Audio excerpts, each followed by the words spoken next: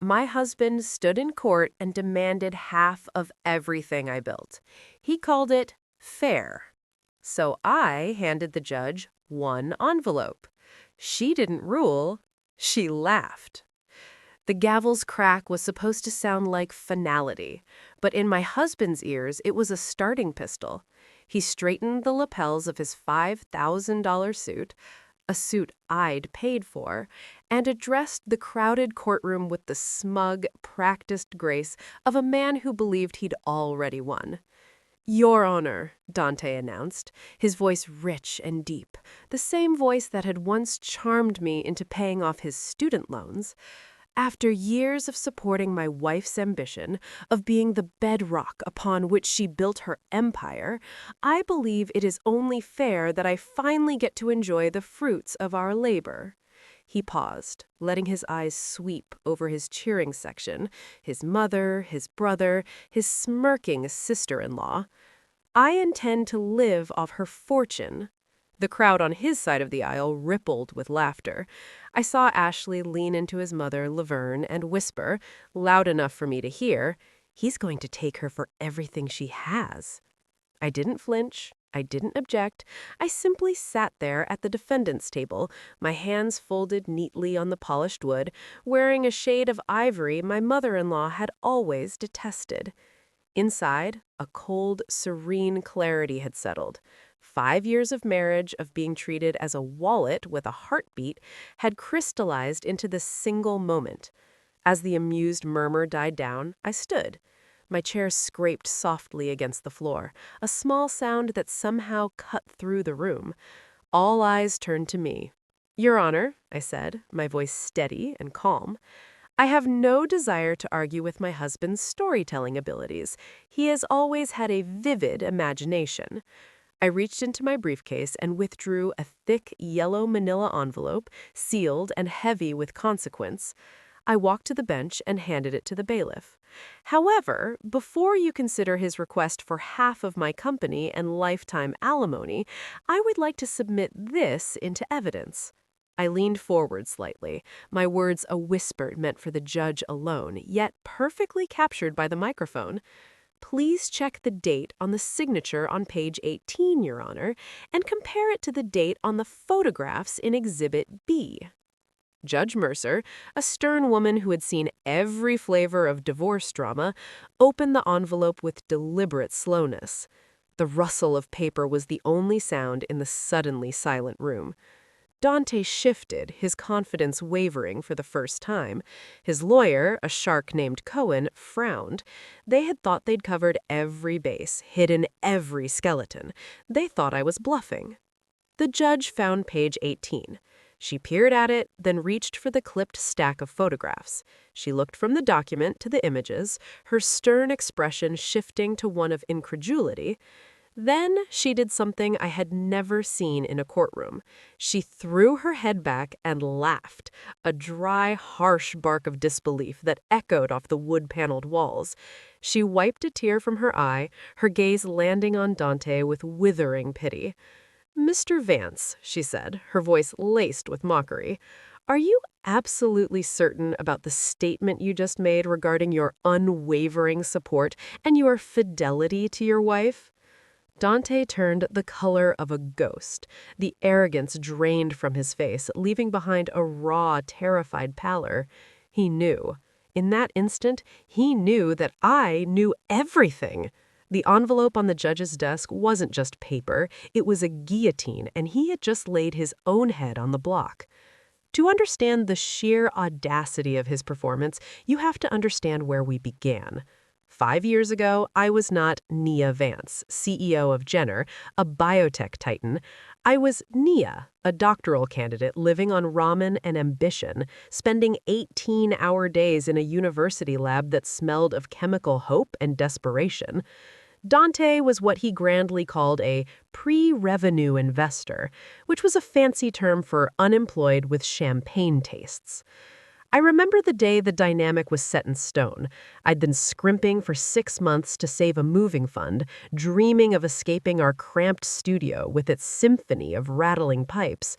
I came home exhausted one evening to find a used Porsche Boxster, polished to a showroom shine, parked in our spot. Dante leaned against it, beaming as if he'd harnessed lightning. "Baby, you don't understand," he said, his eyes wide with manipulative innocence when I asked about our savings. "Image is everything. I can't attract high-level clients if I pull up in a Honda." So while he drove around Atlanta playing big shot, I spent 4 hours every day on 2 buses to get to the lab, reading medical journals amid the smell of exhaust and collective exhaustion. He called the car an investment. I called it theft, but I was too in love, or perhaps too naive, to say it out loud. The first dinner with his family was a masterclass in subtle cruelty. I wore my best sale rack dress, hoping to prove I was worthy of their son, even as I was funding his lifestyle.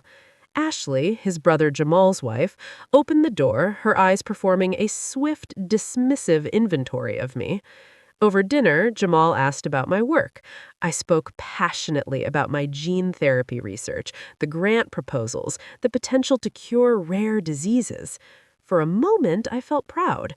Ashley swirled her wine and let out a laugh like shattering glass. "Biotech," she said, her voice dripping with condescending syrup. "That sounds so heavy for you. I honestly thought people like you mostly did hair or nails, service jobs." The microaggression hung in the air, sharp and poison-tipped. I looked at Dante, waiting for him to defend me, to correct her, to show a shred of loyalty. Instead, he laughed. "Oh, come on, Ash," he chuckled, slapping the table. "Don't start. Nia knows you're just joking. She's not sensitive like that." He turned to me, a warning in his eyes. "Tell her you're not sensitive, babe." I swallowed my rage and forced a smile. That night, as we drove home in the Porsche, he told me I needed to loosen up, that I'd embarrassed him by being so stiff. Later, at 2 a.m., a bank alert woke me, a $700 charge at a downtown nightclub. The space beside me in bed was empty. He'd waited for me to fall asleep, taken my debit card, and gone out to buy bottles for his friends, toasting a success he hadn't earned with money we needed for rent. I stared at the glowing screen in the dark, the cold truth settling in my stomach. To Dante, I was not a partner. I was a resource. When Jenner's valuation skyrocketed, fueled by a proprietary technology that changed the game, my life transformed overnight. The girl on the bus was suddenly the woman on the cover of Forbes. Dante's reaction was instantaneous. He didn't celebrate my breakthrough. He congratulated himself on his investment. He quit his non-existent job and printed cards that read, "Dante Vance, Director of Brand Strategy for Jenner." His strategy consisted of VIP tables and suits that cost more than my first car. Then came the house. "We need to upgrade, babe," he declared, his eyes gleaming, "and we need to be close to family. Family is everything." He found a sprawling, gated mansion in Buckhead. The catch? It shared a property line with the house he insisted we buy for his mother, Laverne. He called it filial piety. I called it a siege. From that day, my home was no longer my own. Laverne, Jamal, and Ashley treated it as their personal clubhouse, arriving for every meal, snapping their fingers at my staff, and critiquing my every choice. Ashley would sip my vintage wine and call my art tacky, whispering to Laverne that the gold accents were too much, too loud, too ghetto-rich. They sat on my furniture, ate my food, and mocked me in my own sanctuary, while Dante poured them another drink and said, "Babe, they just have refined taste. Listen to them." The breaking point came after a grueling business trip. I returned home early, desperate for silence and a hot bath. I found Ashley in my walk-in closet, wearing the custom silk gown I'd worn to the Met Gala, my diamond necklaces layered around her throat like costume jewelry. My sanctuary was ransacked. "Ashley," I said, my voice trembling with exhausted rage, "take off my dress, take off my jewelry, and get out of my closet." She rolled her eyes, dropping a necklace with a careless thud. God, Nia, you're so uptight. It's not like you're using them. You're always in those boring business suits. These things look better on someone who knows how to carry them." She stepped out of the gown, leaving it in a heap. "You think you're special because you have money now? You married Dante. That makes us family. And in this family, we share. What's yours is Dante's, and what's Dante's is ours." She brushed past me, her shoulder hitting mine deliberately. I stood amidst the violation, realizing I was not a person to them. I was a bank vault they were trying to crack. 2 weeks later, Dante presented his business plan, a single sheet of paper with a bullet point list that was essentially a ransom note. He wanted $500,000 to launch Vance Global Media, a venture involving a penthouse office, a G-Wagon, and Miami talent scouting. It was a shopping list for a Playboy fantasy. This was the moment I had been preparing for. I met his demand with a supportive smile and a 3-inch stack of legal documents. "Since Janor is publicly traded, I have compliance protocols," I explained. "Just standard banking procedures, investment disclosures, and liability waivers. Sign where the tabs are, and the bank releases the funds." He sighed, rolling his eyes at the paperwork, his arrogance blinding him. He didn't read a word. He flipped past indemnity clauses, non-disclosures, and then page 42. The header read, "Post-nuptial agreement regarding asset forfeiture and marital conduct." Buried within was Clause 18, stating that if Party B, Dante, engaged in extramarital affairs or financial fraud against Party A, me, he would forfeit all rights to marital assets and alimony. It was a kill switch. "Just here," I said, pointing to the line. He scribbled his signature and initials, pushed the stack back, and said, "Done. Now, where's my money?" I wrote him the check. He kissed it, gave me a dismissive peck on the cheek, and walked out whistling, holding his $500,000 dowry for his own destruction. His new executive assistant, Chloe, was 24, with spun gold hair and a predatory glint in her eyes. She was the daughter of the CEO of OmniBio, my biggest competitor. Dante brought her home for a professional dinner. Laverne, who had never hugged me, embraced Chloe like a long-lost daughter. Ashley cooed over her dress, taking jabs at my label-drowning style. At the table, Laverne heaped food onto Chloe's plate and said loudly, "You know, Dante, I wish you'd met Chloe 5 years ago. She's the kind of woman who really knows how to take care of a man, not like these modern women who are too busy trying to be men to remember their place." Dante laughed. He actually laughed. That night, I installed monitoring software on his phone and a GPS tracker on his car. The evidence began to flow in. Flirtatious texts, clandestine meetings. He called me old and a bore. He called Chloe his queen. On my 32nd birthday, he texted he was stuck in a shareholder meeting. The tracker placed him at Lake Lanier. I drove there and watched from the shadows as a chartered yacht glowed against the night sky. A banner declared, "Happy 25th birthday to our future." There was Dante, Laverne, Jamal, Ashley, and Chloe, wearing a tiara, celebrating her birthday as a family.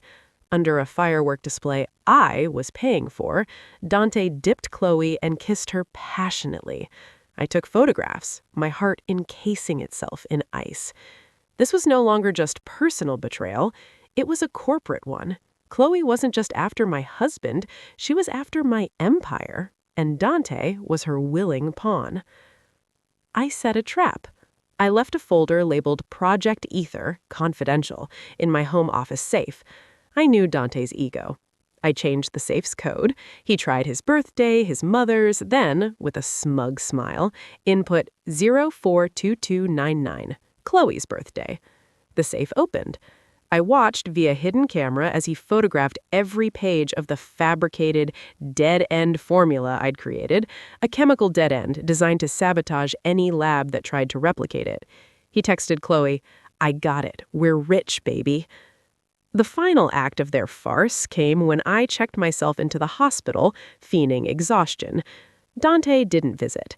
Instead, he threw a raucous pool party at our home. I watched on security feeds as strangers trampled my landscaping, drank my reserve wine, and Ashley, live streaming from my bedroom, smeared my expensive cream on her legs and told her followers, "The current owner is in the hospital. It doesn't look good. This house is basically ours already." Laverne's voice shrieked in the background. "This is Vance land now. God works in mysterious ways, removing obstacles from our path."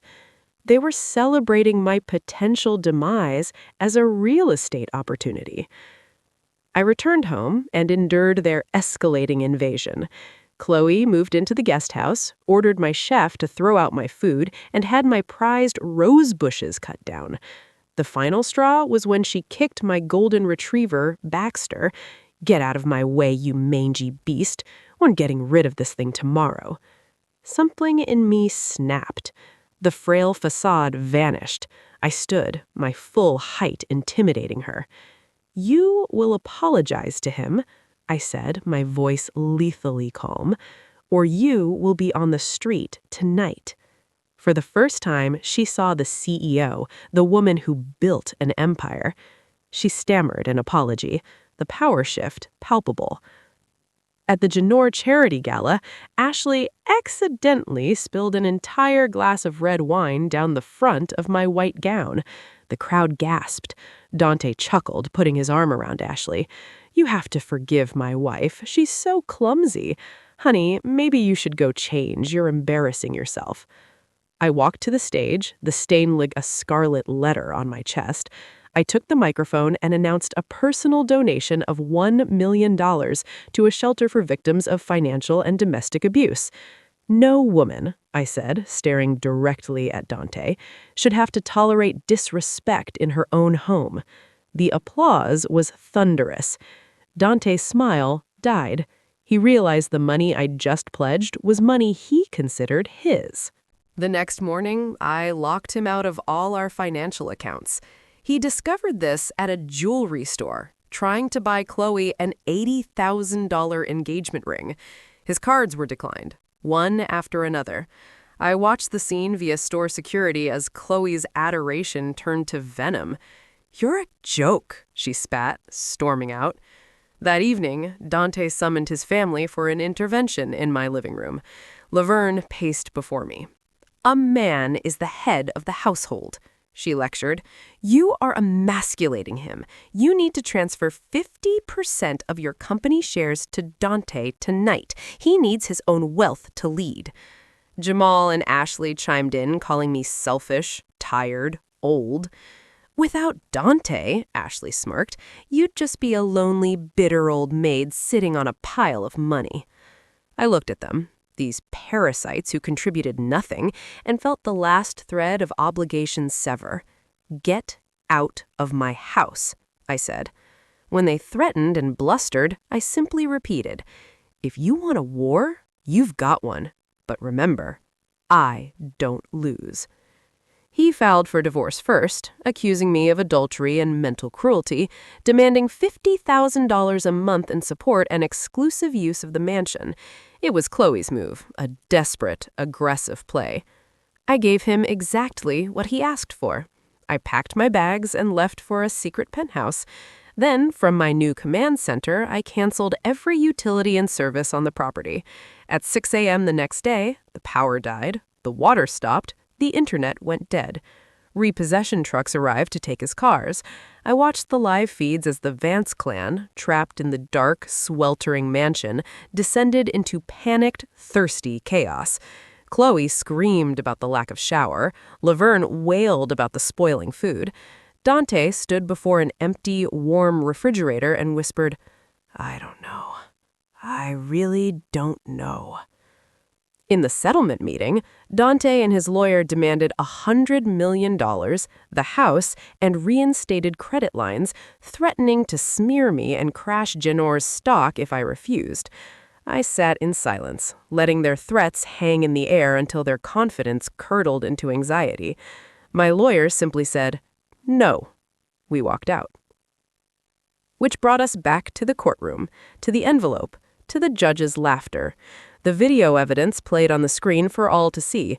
The yacht party on October 15th, the same date on the post-nuptial signature page, the security footage of Dante stealing the Project Ether files on October 22nd, the juxtaposition was devastating.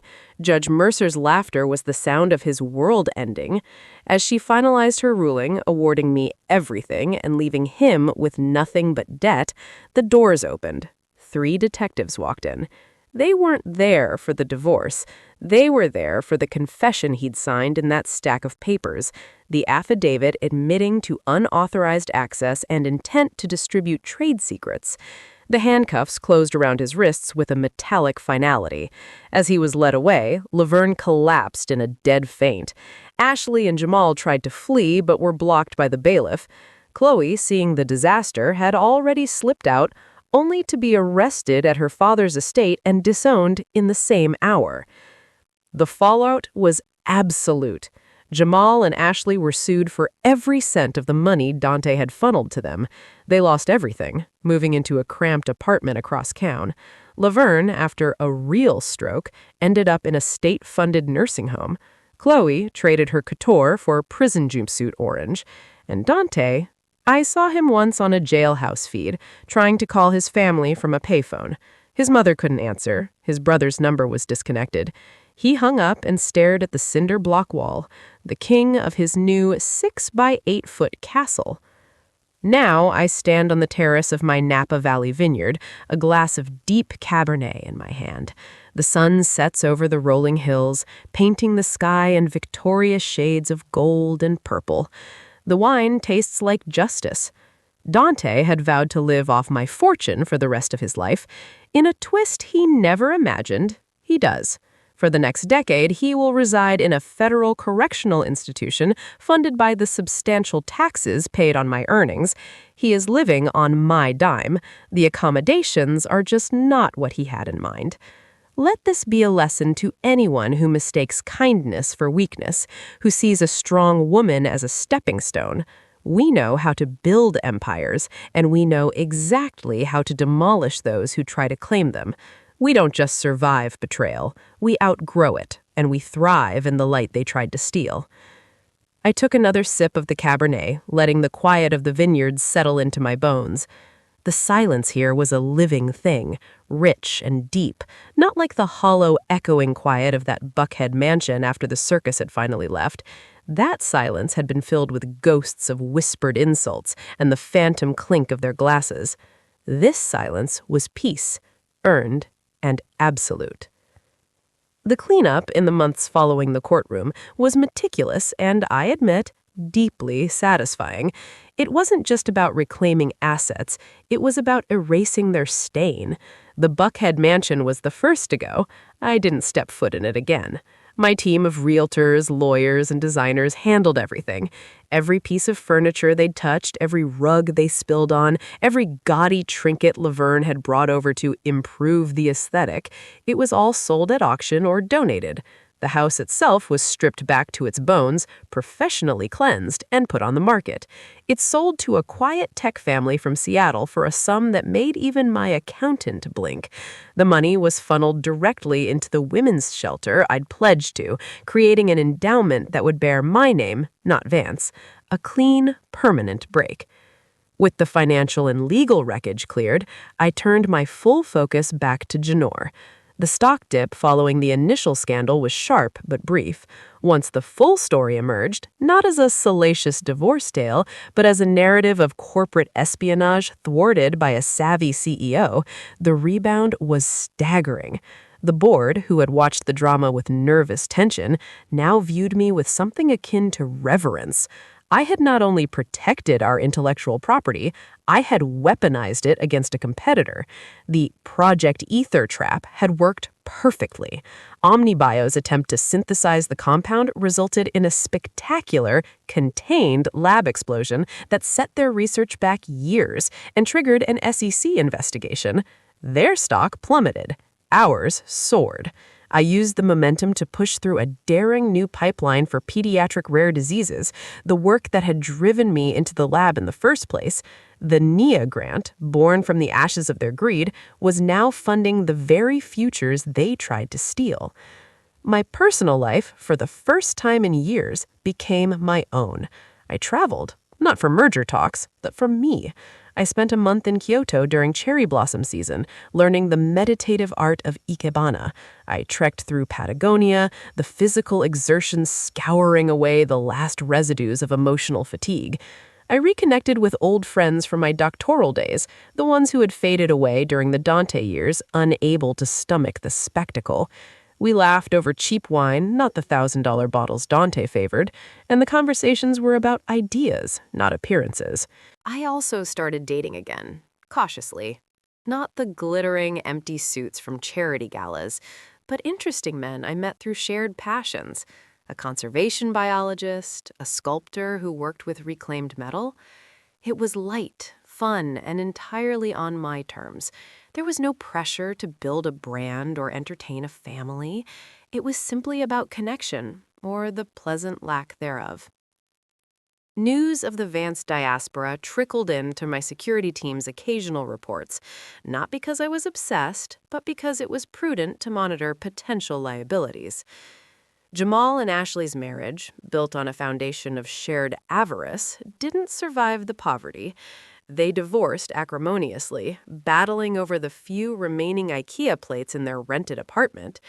Jamal took a job as a mid-level manager at a car rental agency outside the perimeter, a cruel irony for a man who'd once sneered at my bus rides.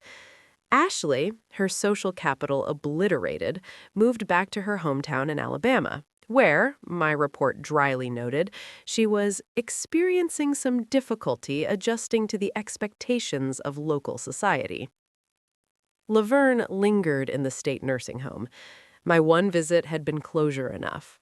The woman who had ruled every room with a withering glance was now a shrunken figure in a wheelchair, one side of her face slack, her eyes tracking me with a muddled confusion that held no recognition, only a primitive fear. I felt no triumph, only a profound, chilling sadness.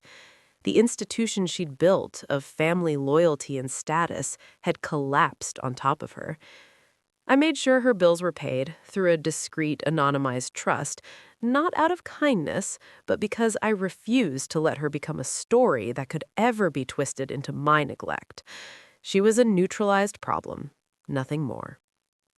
Chloe, I heard, tried to turn state's evidence against her father in a bid for a reduced sentence, but the evidence against her was too concrete.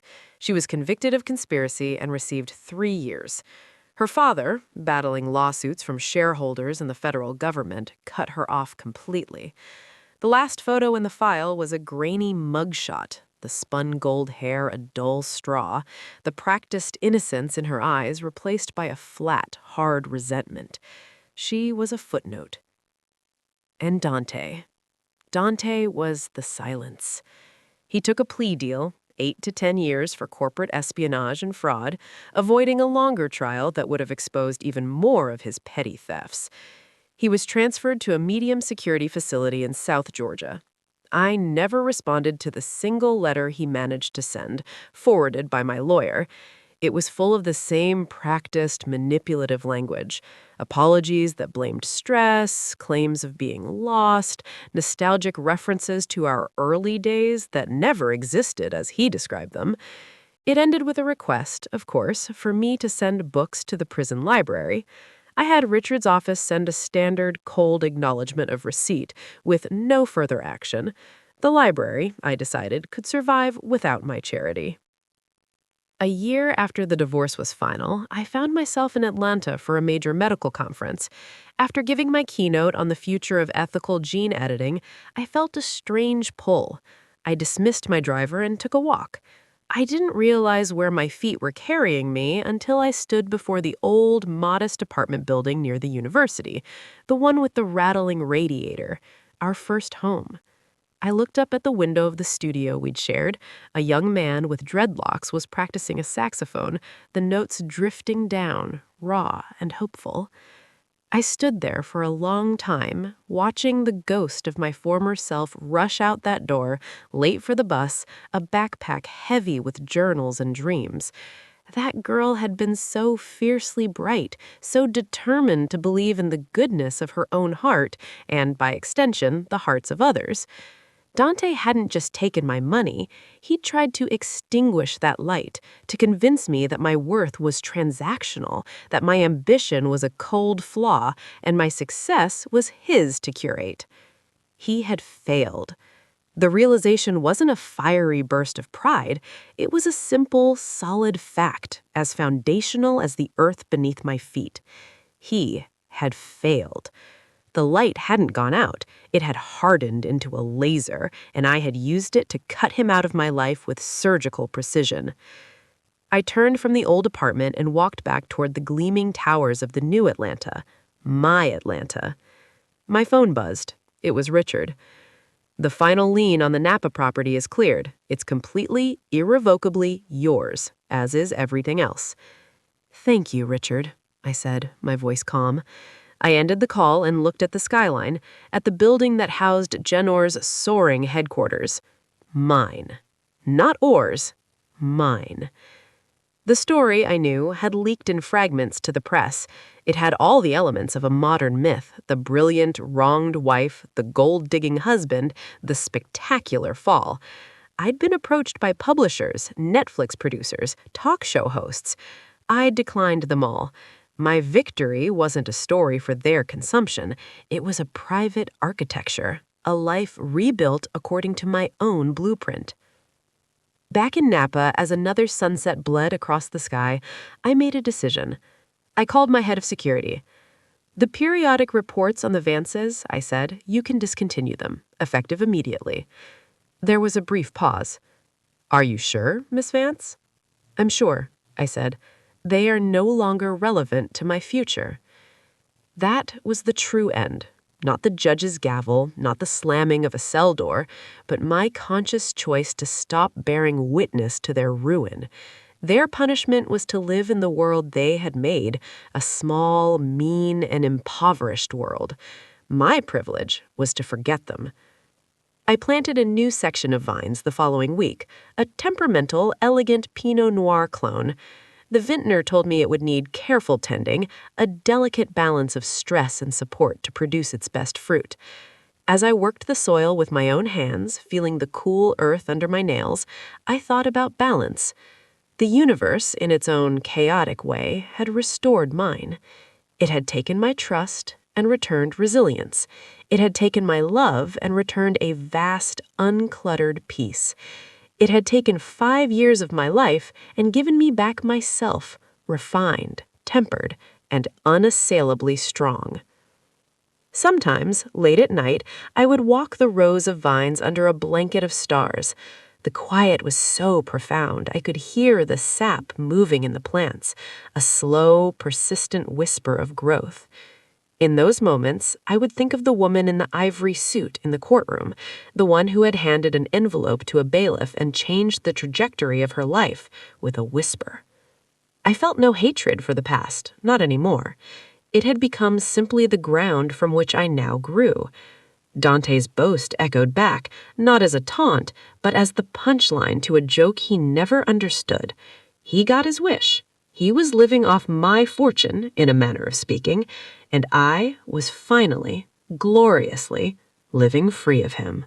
The future stretched before me, not as a battlefield to be won, but as a vineyard to be tended, row by row, season by season, each day a deliberate choice towards richness, complexity, and a legacy that was entirely, beautifully my own. The revenge had been perfect, but the freedom was sublime. The symphony of the vineyard became my new language. I learned the subtle dialect of the vines, the slight curl of a leaf signaling thirst, the specific scent of the air before a pest threatened. I hired a legendary reclusive vintner, Matteo, a man in his 70s who spoke more to the grapes than to people. He took one look at my hands, still bearing the faint chemical stains from late nights in the lab, and nodded. "You understand precision," he grunted. "Now you must learn patience. Science is a question." This, he gestured to the sloping hills, is the answer waiting to be heard. Under Matteo's taciturn guidance, I traded boardroom strategy for the slower, deeper strategy of the terroir.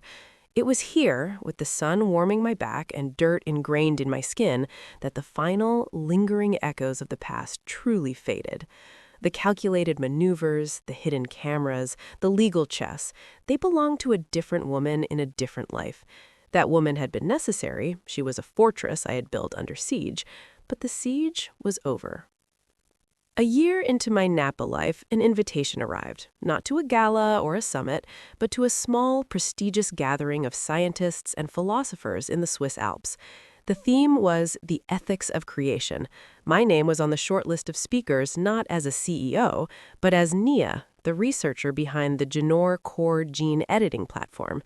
It was the first time in years my professional identity had been disentangled from the spectacle of my divorce. I accepted. The conference was held in a starkly beautiful modernist lodge overlooking Lake Geneva.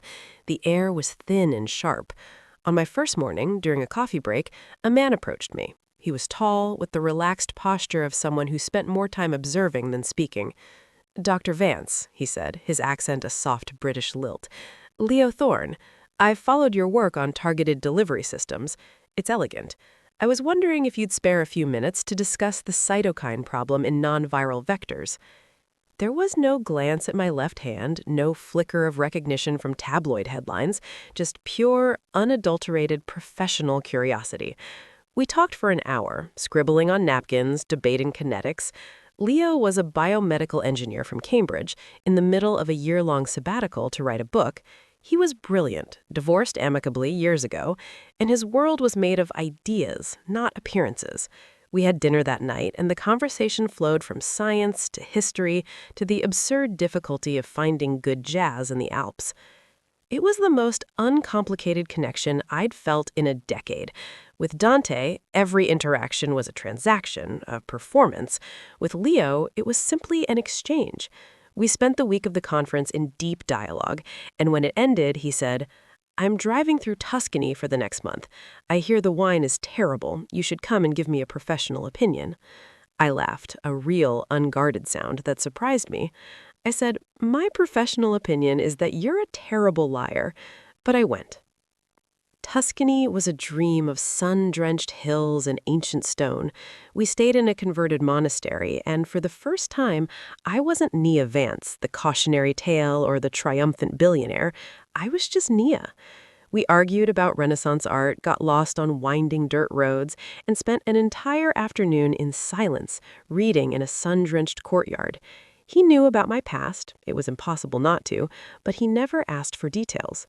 Once, as we shared a bottle of local Sangiovese, he simply said, "It sounds like you are living in a house of mirrors. Exhausting." That was all, and it was enough. I returned to Napa not with a new relationship, but with a renewed understanding of what connection could be, a choice, not a chain. Leo and I remained in touch, a slow, steady correspondence of ideas and occasional visits that respected the continents between us. It was a thread in my life, not the whole tapestry. The tapestry itself was growing richer. Genor's pediatric initiative, Project Phoenix, named by the team, not me, yielded its first major breakthrough. A clinical trial for a previously uncurable degenerative disorder in children showed not just stabilization, but reversal of symptoms. The day the data was confirmed, I wasn't in a boardroom. I was in the living room of a family in Ohio on a secure video call, watching as a 7-year-old named Eli, who was losing the ability to walk, took 3 shaky, miraculous steps towards his mother. The silent tears on his mother's face, the pure, unfiltered joy in Eli's eyes, that was the real fortune. That was the empire that mattered. I established a foundation, separate from Genor, funded entirely from the proceeds of the Buckhead sale and a significant portion of my personal wealth.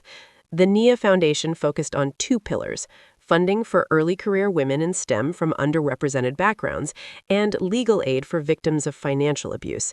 It was a way to weaponize my experience for good, to build ladders where Dante and his family had tried to dig moats. One afternoon, Matteo found me in the cellar sampling barrels. He frowned. "The Pinot is troubled," he said. "Too much anxiety in the soil last season. It's in the tannins." He handed me a glass. It was sharp, almost aggressive. "You can taste it. The vine remembers the stress."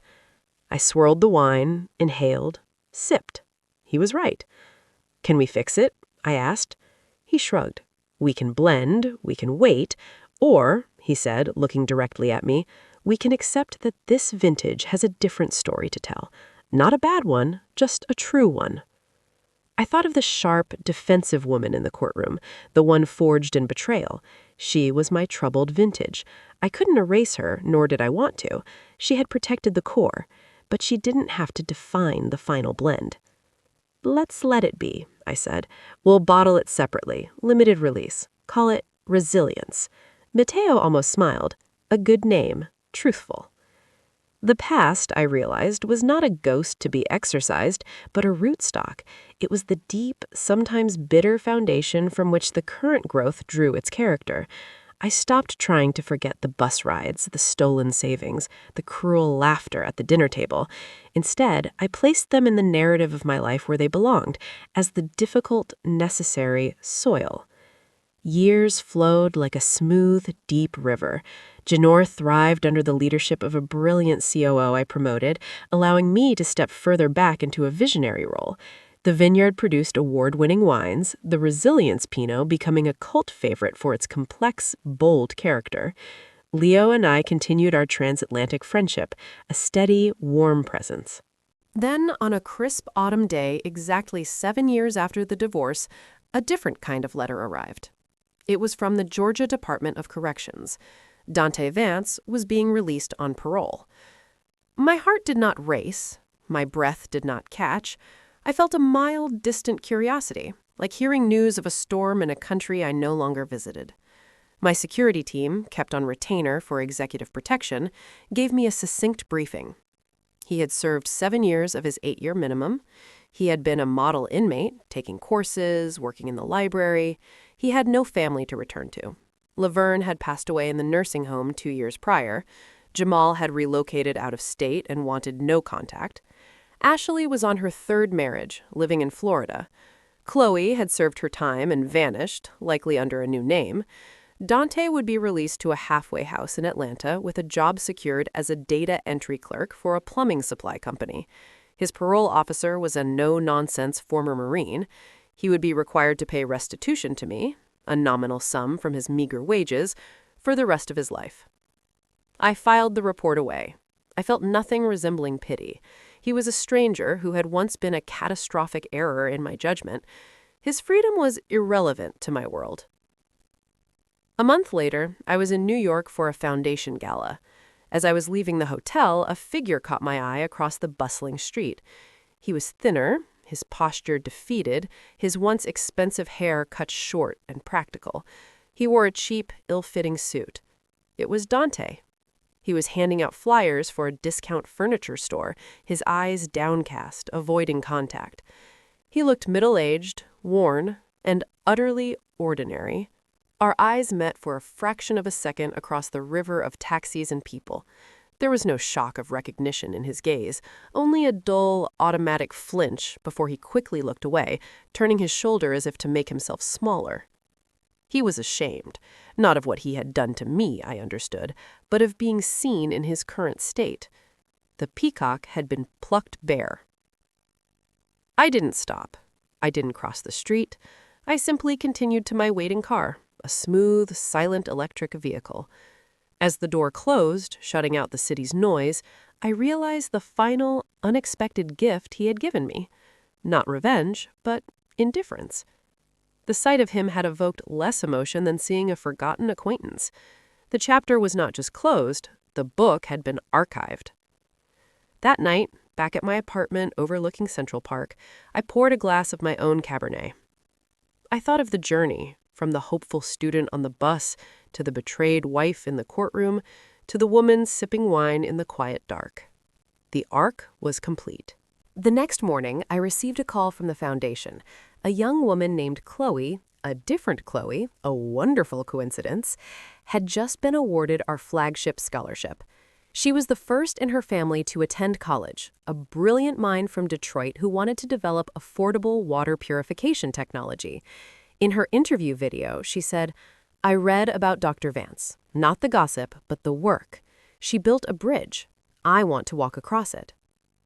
I smiled, a deep, full warmth spreading through me. That was the legacy, not the ruins I'd left behind in Buckhead, but the bridges being built forward. The story of Nia Vance was no longer about a divorce or a courtroom victory or a ruined man handing out flyers. It was about a girl on a bus who dared to dream of curing diseases, and the woman she became who made sure the road was easier for the next girl and the next. I ended the call and looked out at the park, the trees ablaze with fall color. Life was not a single story of betrayal and triumph, but a vineyard of many vintages. Some years were marked by storms and harsh sun, yielding wines of intense, challenging character. Others were blessed with perfect balance, producing vintages of graceful harmony. The craft was in tending the vines through all seasons, knowing that each harvest, each bottle, told a part of the truth. My truth was no longer defined by what had been taken, but by what I had chosen to grow. And the harvest, finally, was sweet. The serenity of the vineyard was a living presence, a testament to the silence I had cultivated after the storm. It was in this profound quiet, 3 years after seeing Dante on that New York street, that a different echo from the past found me. Not a shout, but a whisper, carried on the formal stationery of a law firm I didn't recognize. The letter was brief and to the point. It concerned the estate of Laverne Vance. Despite her passing in the nursing home, a final stubborn clause in a will she'd drawn up in her heyday had triggered a delayed action.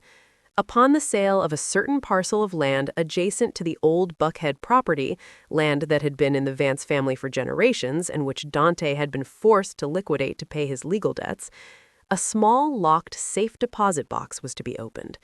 I was named alongside Dante and Jamal as a party with a potential interest in its contents. The lawyer, a Mr. Arthur Jenkins, requested my presence or that of a representative at the opening, to be held in his Atlanta office in 2 weeks' time. My first instinct was to have Richard send a curt dismissal. I had no interest in any Vance relic. But something gave me pause. Laverne, in her final act from beyond the grave, was forcing a reckoning, however small. It wasn't about the contents, it was about the gesture. She was, in her own twisted way, insisting I bear witness. My curiosity, cold and clinical, won out.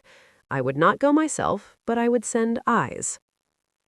On the appointed day, a junior associate from Richard's firm, a sharp young woman named Anya, attended on my behalf. She called me on a secure line directly from the lawyer's office, her voice a low, professional murmur. "It's not what anyone expected, Miss Vance." The box did not contain bonds or jewelry or a sentimental last letter. According to Anya, it held 3 items. First, a stack of faded, meticulously kept household ledgers dating back decades in Laverne's own precise hand. They detailed every expense, every loan, every gift given and received within the Vance family network. Second, a single, worn, black and white photograph of a young Laverne standing proudly before a small, neat house, a diploma from a secretarial school clasped in her hands, her eyes blazing with ambition before life and disappointment had clouded them.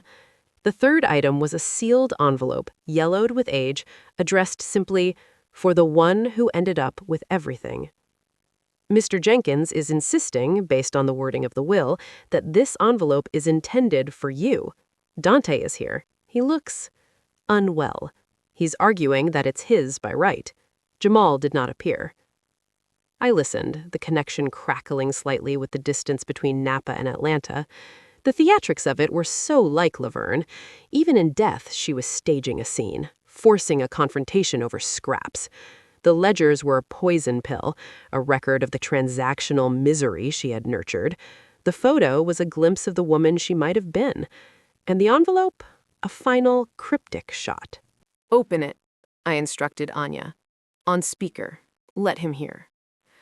I heard the rustle of paper, the sharp intake of Dante's breath on the other end of the line. Anya's voice was clear as she read Laverne's spidery script aloud. If you are reading this, then the world I built has likely crumbled. I always knew it was a house of cards, built on sand. I taught my sons to take, because that was the only lesson I ever learned. To want more, to grasp it, to never show the cost. I saw your strength from the beginning, Naya. It terrified me.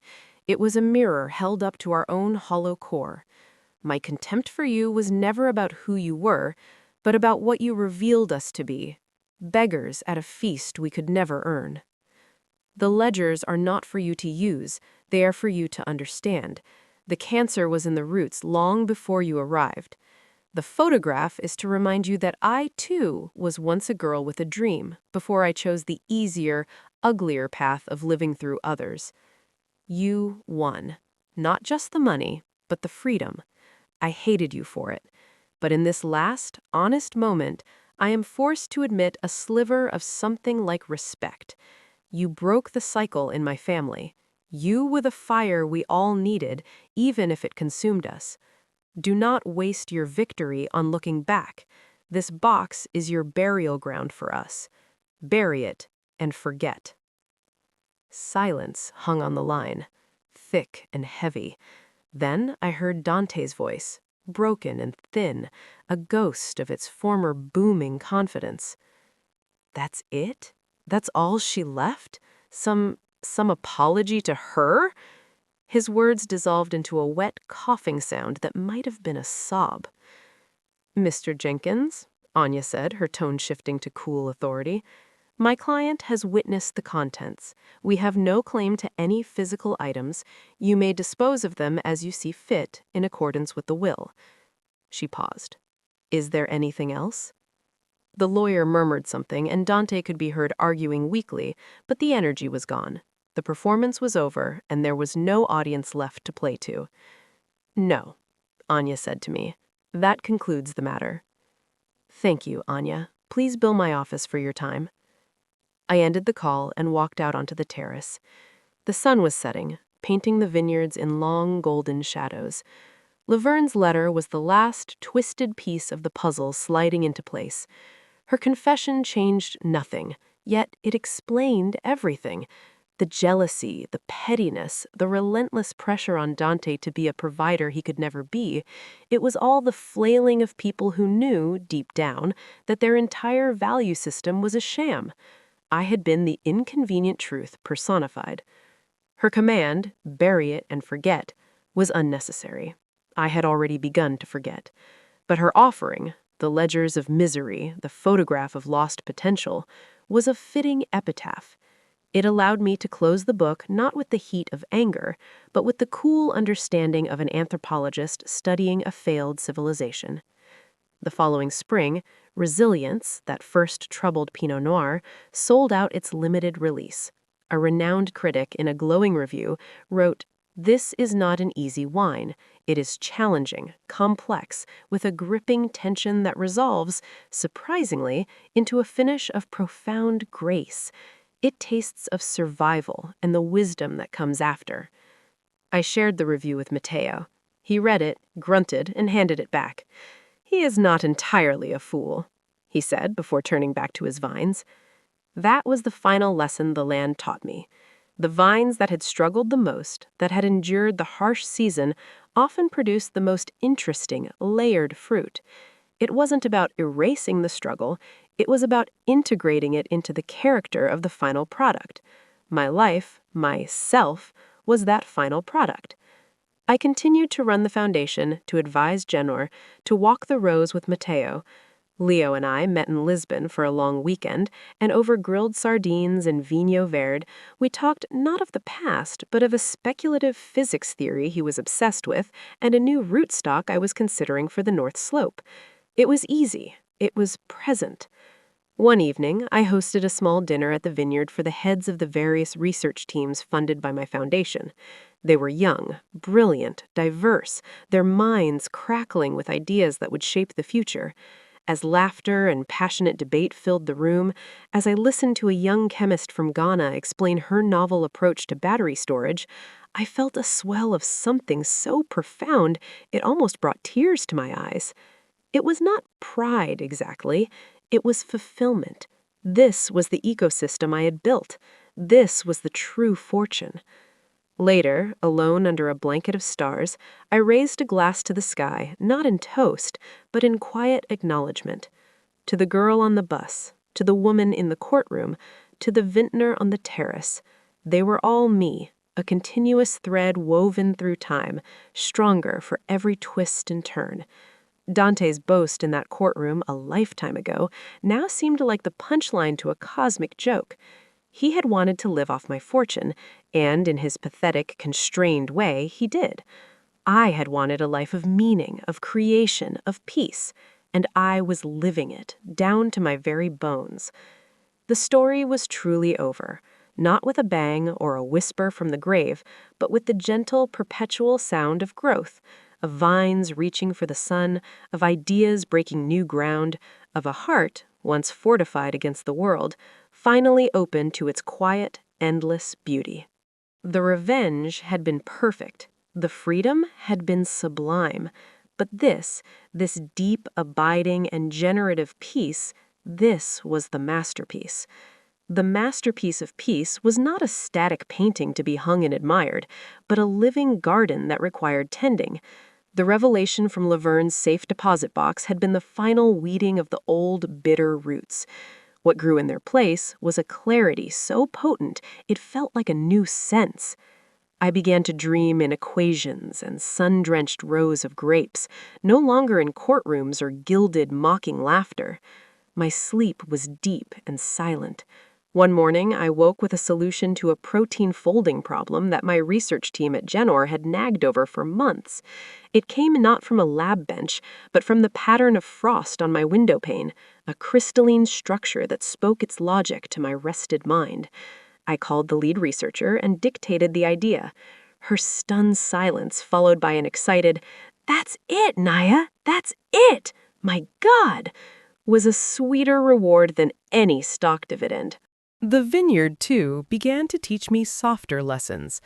Matteo, after 5 years of gruff collaboration, finally invited me to help him with the assemblage, the sacred, intuitive process of blending the different wines from different plots to create the final masterpiece of the vintage. We stood in the cool, dim cellar surrounded by barrels. "This one," he said, tapping a cask, "is all power, strong tannins. It is the bone." He moved to another. "This is the perfume, the nerve." Another. "This is the heart, the soft fruit."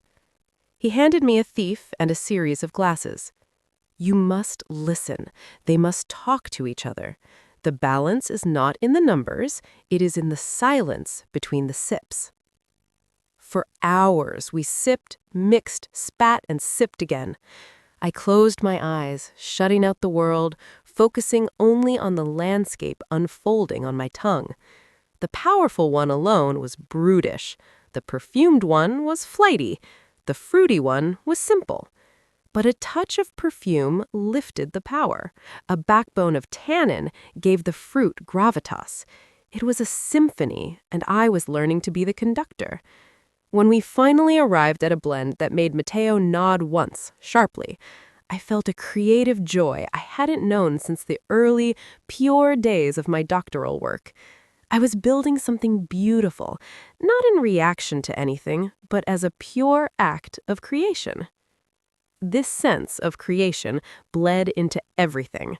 I started writing again, not grants or business plans, but brief, observational essays on the intersection of science and nature, which a prestigious journal published under a pseudonym. I found liberation in the anonymity, in the pure exchange of ideas, without the weight of my name or my history. The past, now fully metabolized, even began to yield unexpected nutrients. I realized my experience had given me a radar for a particular kind of toxicity, the subtle, socially sanctioned kind that thrives in boardrooms and exclusive clubs. I started quietly mentoring other women CEOs, not as a public figurehead, but as a confidential advisor. Our conversations weren't about strategy slides, they were about trust, about listening to the gut that whispers, "This person sees you as a vessel, not a partner," about the courage to dismantle systems of polite exploitation. I became a secret architect of other women's fortresses, teaching them to build theirs before the siege began. Years flowed with this new, purposeful rhythm. Then, on a bright Tuesday morning, my assistant, Mara, a woman of impeccable efficiency and dry wit, appeared in the doorway of my vineyard office. Her expression was unreadable. "There's a news alert you should see," she said, her voice carefully neutral. She placed the tablet on my desk. It was a brief article from an Atlanta suburban news site. Dante Vance, 45, had been found deceased in his efficiency apartment. The cause appeared to be natural, related to a long undiagnosed cardiac condition, exacerbated by, the article politely suggested, the stresses of recent years. He had been alone. His employer had called for a wellness check. There was no mention of survivors. The article was 3 paragraphs long. I read it twice. The first read was for facts. The second was to scan my own interior landscape. I felt a faint, distant pang, the echo of an echo, not for the man he became, but for the ghost of the man I once believed he was, a ghost that had died long before this. Mostly, I felt a profound, weary sadness for a life so thoroughly wasted, a life spent chasing reflection instead of substance, ending in the deepest obscurity. He had finally achieved his goal of living off my fortune. The state had provided his final, sparse shelter. The circle, in its grim way, was closed. I handed the tablet back to Mara. "Thank you," I said. "Please have Richard's office monitor for any legal or procedural loose ends. I don't expect any, but ensure it's handled quietly." "Of course," she said, and left. I sat for a long time, watching a hawk circle on a thermal over the vine-covered hills. I thought of the ledger in Laverne's box, the endless accounting of taking. I thought of the last time I saw him, shrinking away from my gaze on a New York street. And I thought of the young man who had charmed me with stories of future triumphs, stories that had, for a brief, foolish moment, felt like shared dreams. I did not go to any service. I did not send flowers. That evening, I went down to the cellar alone. I bypassed the elegant finished bottles and went to the wall where we kept the experimental single-barrel lots. I found a small cask from a difficult drought year, a wine that was all sharp angles and defiant spirit. I drew a single glass. I took it outside to the highest point of the property. The sun was a molten coin sinking into the Pacific. I raised the glass not in tribute, but in acknowledgement of an ended story, of pain that had been transformed into strength, of a lesson that, however harsh, was foundational. "To the ruin you chose," I whispered to the gathering twilight, "and to the life I built from the stones." I took a sip. The wine was fierce, unforgiving, and utterly authentic. Then I poured the rest onto the earth, a libation to the past, returning it to the soil where it belonged, where it could finally, truly become compost for something new. The next day, the sun rose as it always did. The vines needed pruning. A new cohort of Foundation Fellows was arriving for orientation. Leo was flying in for a week, bringing a draft of his book chapter on bio-inspired design for me to critique. The world, my world, continued, rich and demanding and beautiful. The news of Dante's passing was the last faint tremor from a distant collapsed continent. Here, on my own thriving land, the ground was stable, fertile, and mine. The work of my hands, in the lab, in the vineyard, in the minds of the next generation, was the only monument I needed, and it was one that grew and changed and lived every single day. The story wasn't just over, it had been transcended, its energy converted, like sunlight through a leaf, into the steady, unstoppable pulse of growth. I turned from the sunrise and walked down into the rows, ready to begin the day's work.